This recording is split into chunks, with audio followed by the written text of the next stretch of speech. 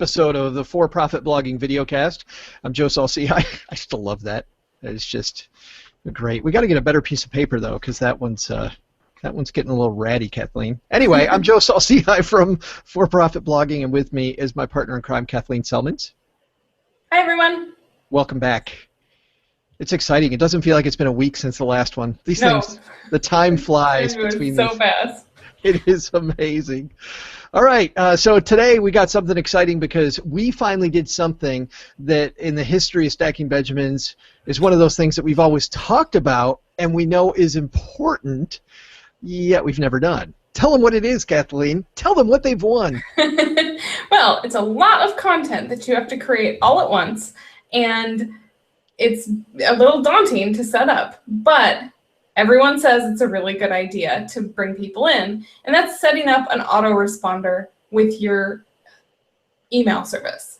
Yes, and we use Aweber. There's quite a few different services out there, but I think most people that watch this are either using MailChimp or Aweber, and the system of setting them up is fairly similar in both. Yes. Yeah, not too bad. So how'd you decide to do it, Kathleen? Tell more. Well, I thought I would make it easy on myself at first and set up a Google Doc. And before I got started, I went and did research. Pat Flynn has an episode where he talks to someone from CLV Boost, which I think stands for Customer Lifetime Value. And anyway, he's an expert on autoresponders. So I listened to his podcast, and we'll link to that in the notes later. I also listened to Steve Chu, who is a pro also at that. He spoke last year's FinCon, and I listened to his presentation. And I also read up a bunch. So I knew what I was doing, generally speaking, and then I just got started. And I think that's that. You know, it's funny. I think that's the most important thing, wasn't it? Was just to get started. Yeah, it was daunting. I'm telling you, writing 15 emails takes at least as long as writing 15 blog posts. But that's the thing, in our head, I mean, it felt like this big, huge task, and in the big scheme of things, how long did it take before you had rough drafts of all of these? Oh, including research, probably 6 hours. Yeah, I mean, in the huge... With all of the great stuff this is going to do for your blog, what's 6 hours? It's nothing. Right, and they're actually really fun once you get into them, because the whole goal, especially on a blog like Stacking Benjamins, the whole goal is to show people who we are. Here's something fun that you didn't know about Joe. Here's something fun you didn't know about Kathleen. Have you seen our store? It's kooky and weird, and each email is 2, maybe 3 paragraphs at the most, but you come away from that series of 15 emails knowing a lot more about us, and either liking us more or deciding we're not the brand for you. Which is fine. Which is absolutely right. Fine.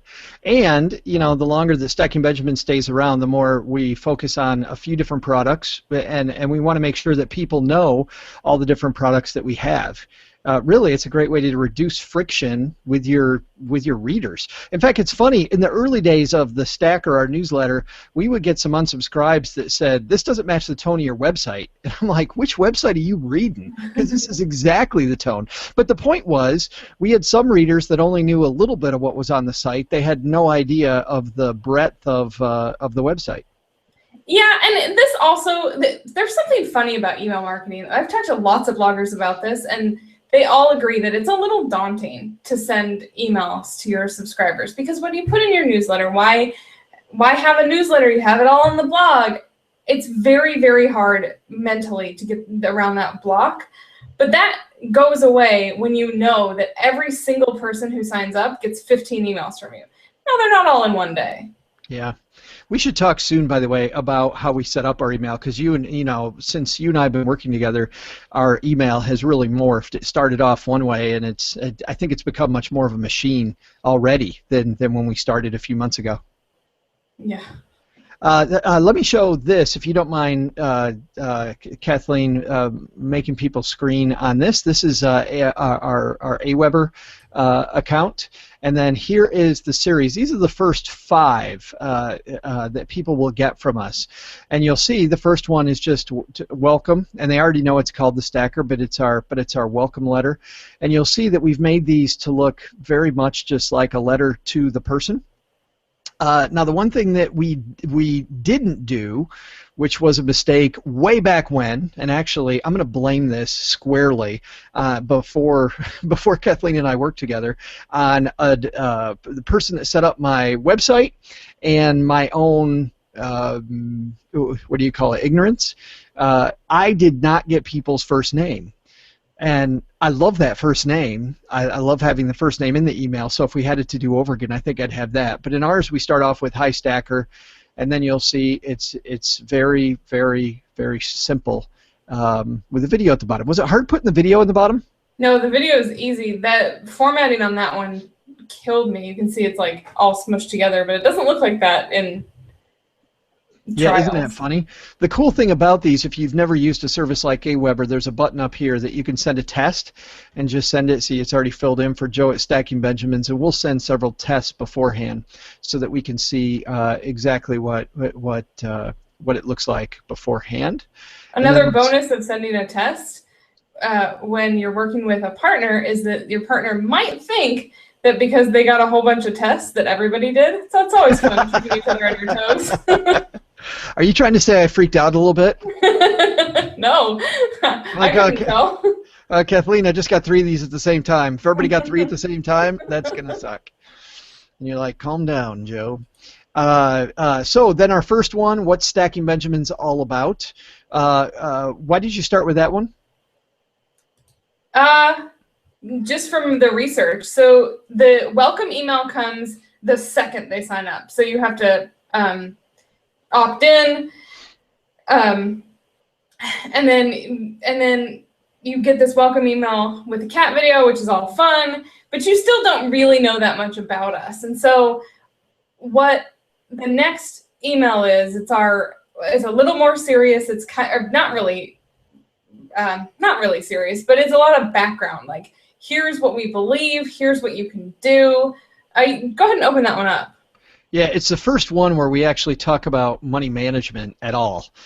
In the first one, we don't talk about money management. You'll see it has the points on our manifesto, the 4 points that are part of that.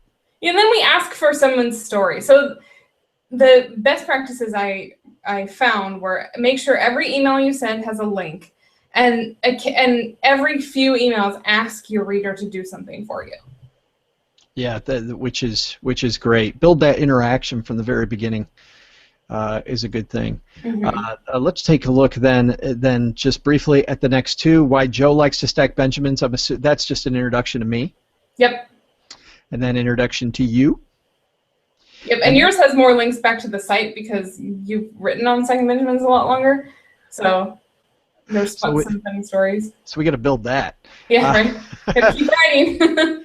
But then on the 5th one with suggested reading, it says suggested reading, which is giving people tips on what to read.